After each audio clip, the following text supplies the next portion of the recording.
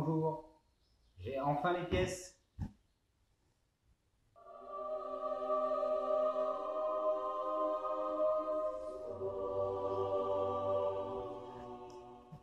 Des joints, et encore des joints. On va pouvoir continuer.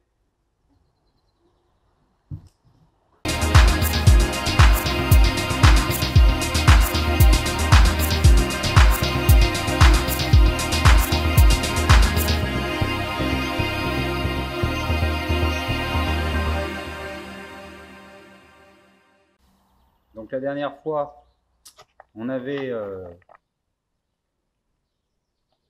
à peu près tout démonté, ou presque. Donc là, on va rattaquer, on va remettre le carter d'huile que j'avais taillé. Donc, pour bien faire, on met de la pâte dans les coins arrondis, pour éviter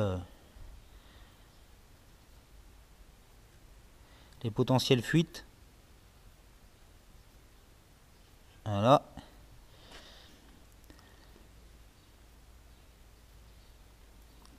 On va mettre un petit peu au niveau du passage là.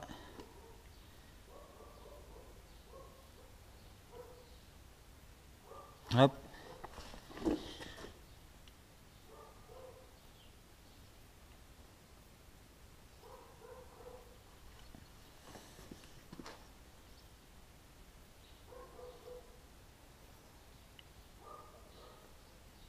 Voilà. Là j'ai mis le joint neuf.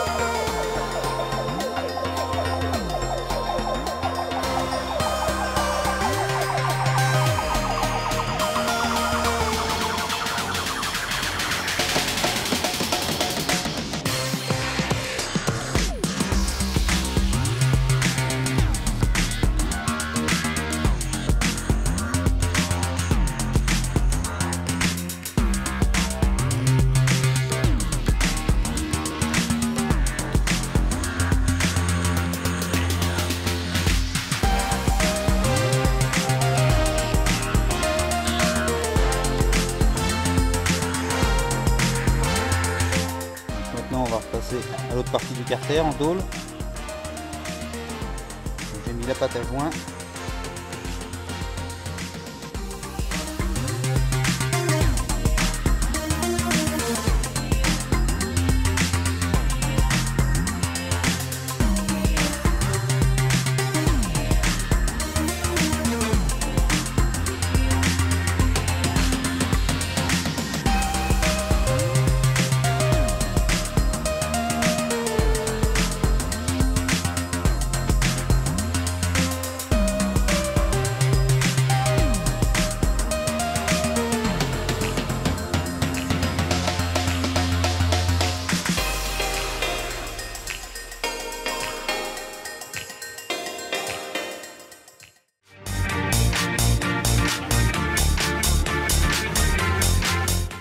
Bon, alors maintenant on va rattaquer le remontage de la distribution, mais ça serait idiot de ne pas changer les joints spi tant que c'est tout démonté.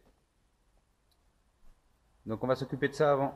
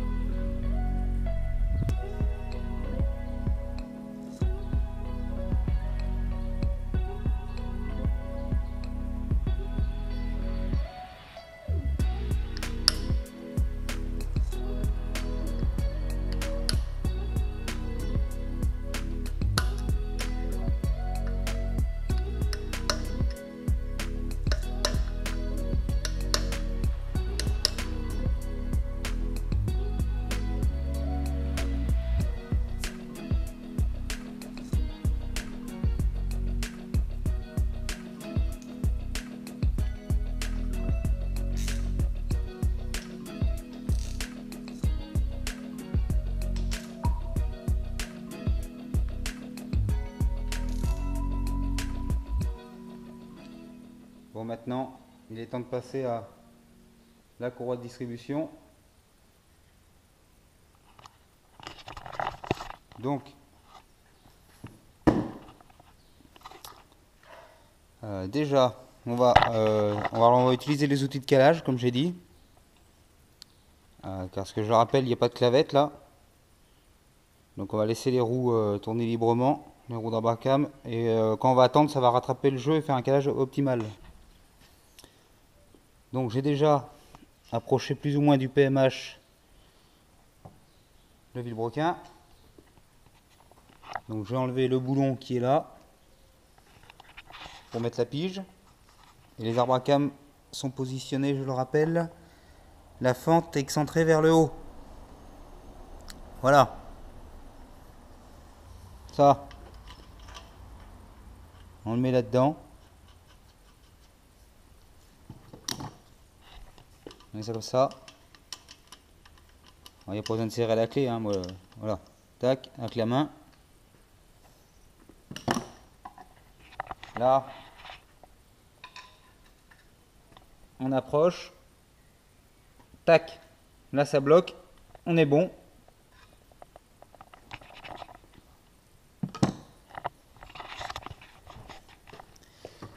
Donc là on dirait qu'il n'est pas tout à fait droit, mais c'est normal. Le dessus de la clavette est horizontal. Et après il est un tout petit peu décalé. Parce qu'en fin de compte, l'emplacement de la clavette, il n'est pas au centre. Voilà. C'est pour ça que ça me paraissait bizarre tout à l'heure. Quand j'ai retrouvé la pige, là j'ai essayé un premier coup, je dis c'est pas tout à fait en face, mais en fait, si, c'est que juste l'usinage de la clavette est excentré par rapport au trou là. Si on regarde correctement le pignon de vilebrequin, on peut voir que si on met la clavette droite, c'est pas au centre du rond. Donc c'est normal. Les arbres à cam, donc excentrés vers le haut.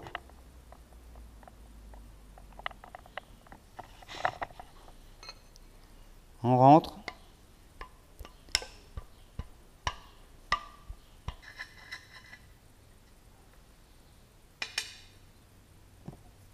Donc j'ai remis la tôle, ne pas oublier. Donc les poulies.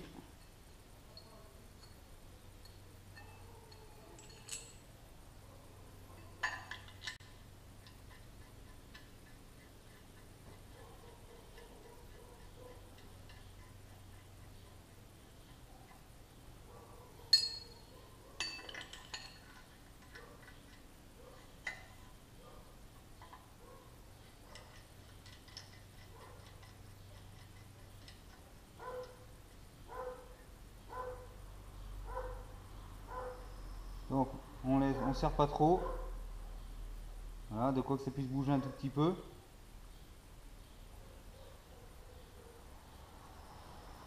Tout petit peu mais sans jeu. Voilà.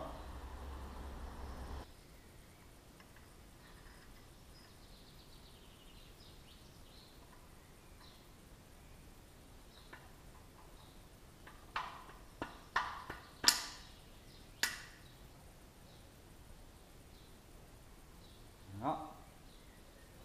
Le premier galet.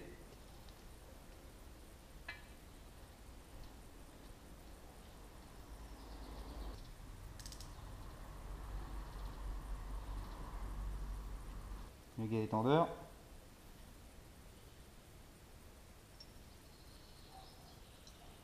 Bien faire attention à mettre la petite encoche.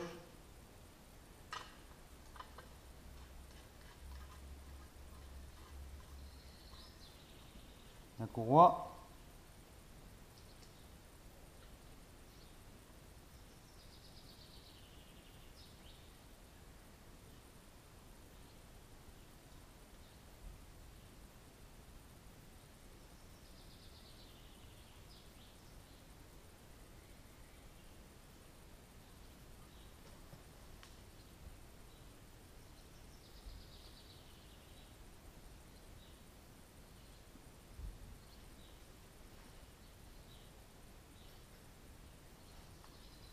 Alors si c'est trop dur, il suffit de actionner la flèche, petite astuce.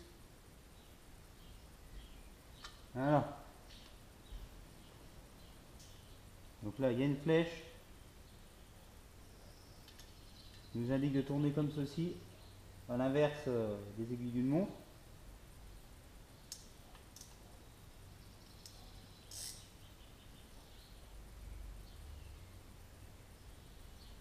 Là, on tend jusqu'à ce que la flèche vienne au milieu du repère. Là. Alors, bien souvent, quand on serre, ça va dépasser. Vous voyez?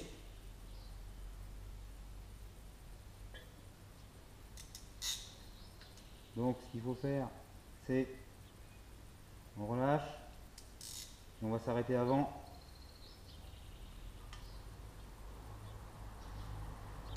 Tout à fait.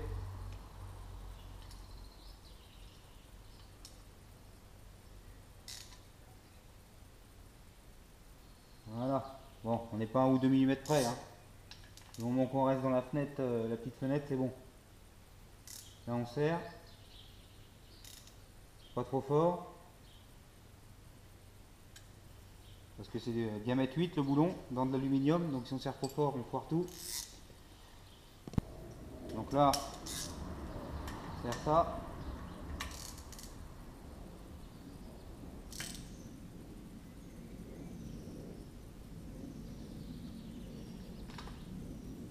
Donc le coupe de serrage, je vais le chercher. Je ne sais plus.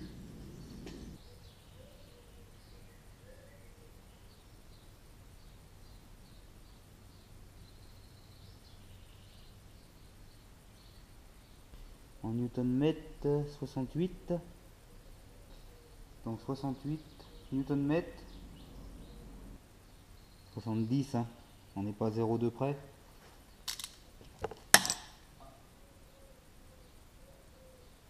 Donc attendez. Mon support a un peu de jeu. Donc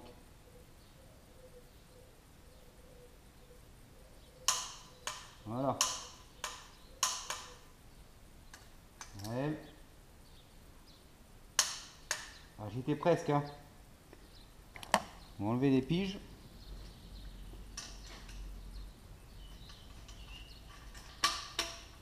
Hop.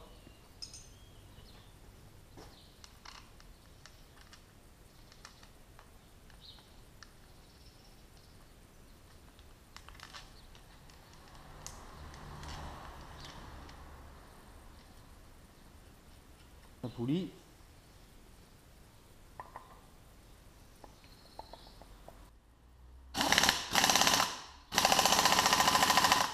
Voilà. On va voir si tout va bien.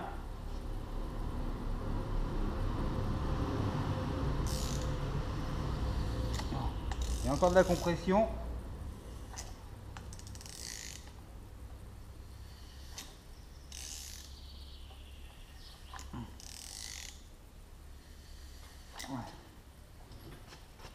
Donc vous voyez, c'est ce qu'on appelle un galet dynamique. Même une fois serré en position, il y a un ressort à l'intérieur qui va tout le temps agir. Donc théoriquement, la courroie ne peut pas se détendre dans le temps, vu qu'il va rattraper le ressort. Ça appuie toujours en permanence. C'est pour ça que quand je tourne, on voit la flèche bouger. Voilà.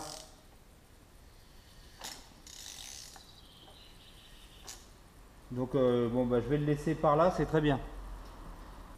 Bon, bah alors tant qu'on est du côté distribution, hein, on va continuer. On va remonter une pompe à eau neuve. Donc la pompe à eau, elle est près de ça.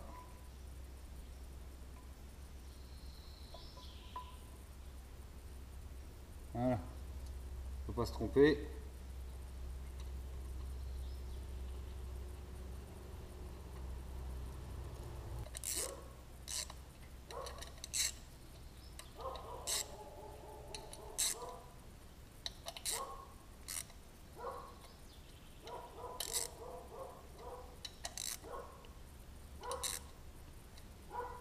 Et voilà. On va passer au remontage du couvre-culasse. avec un joint neuf.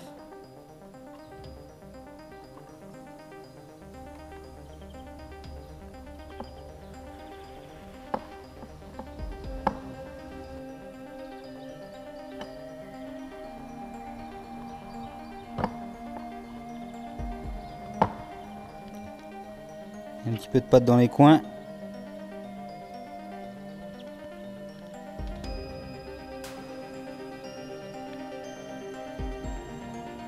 Je préfère en mettre. C'est pas sûr que le joint plaque bien à cet endroit.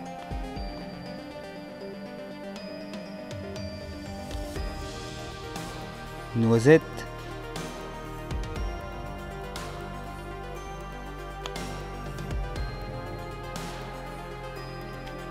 Voilà.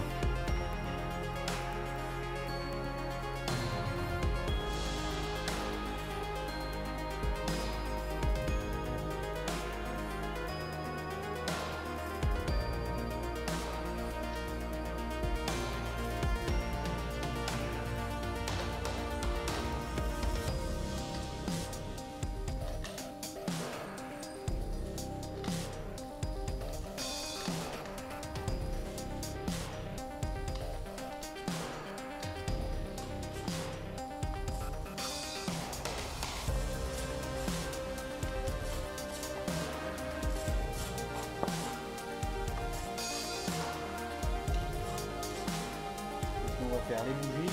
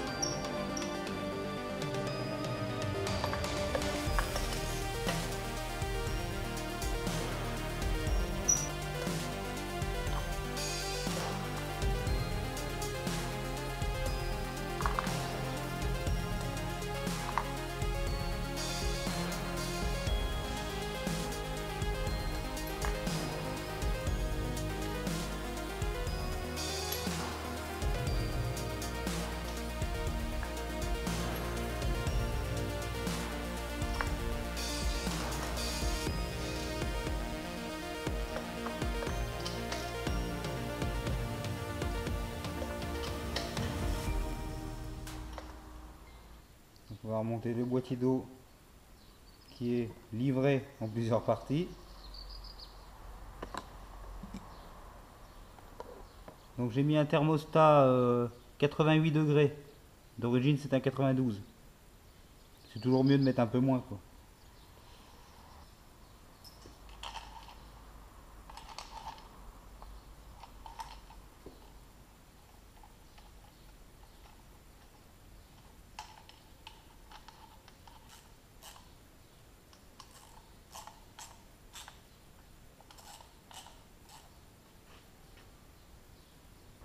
On remonte également la bobine.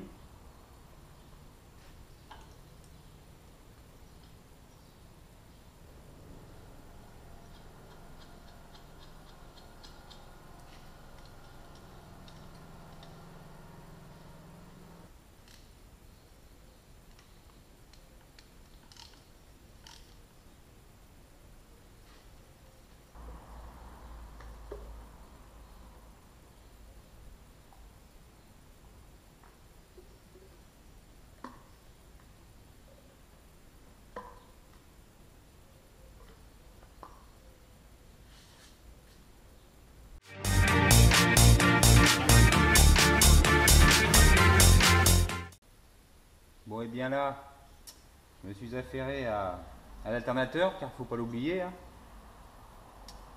Donc là je suis en train de faire un petit support spécifique Zetec Fiesta MK2.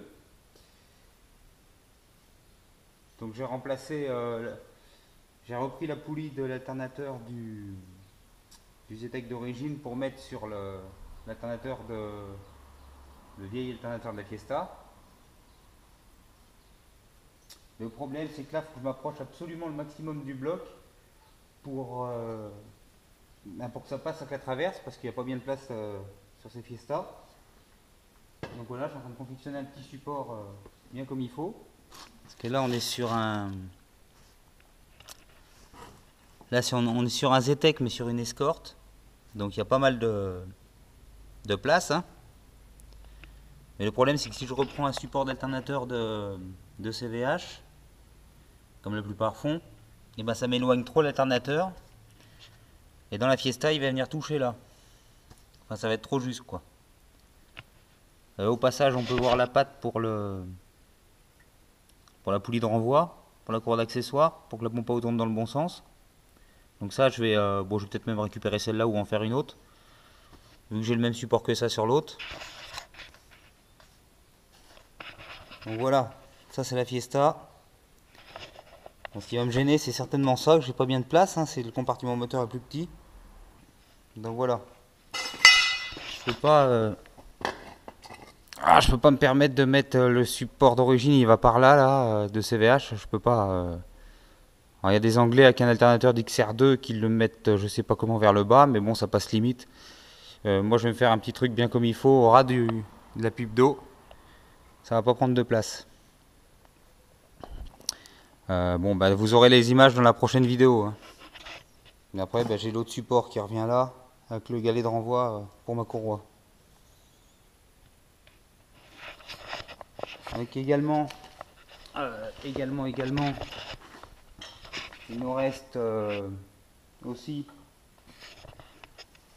le joint Spila à remplacer. Remettre le volant moteur et l'embrayage et puis la boîte. J'ai les joints speed cardan aussi. Donc ça, ça on y fera dans la prochaine vidéo. Qui sortira sous peu. Voilà, comme ça je préfère écourter là et puis que ça aille plus vite au niveau des vidéos. Que ça attende pas 3 semaines ou un mois à chaque fois. Donc voilà. Bon ça prend forme en tout cas.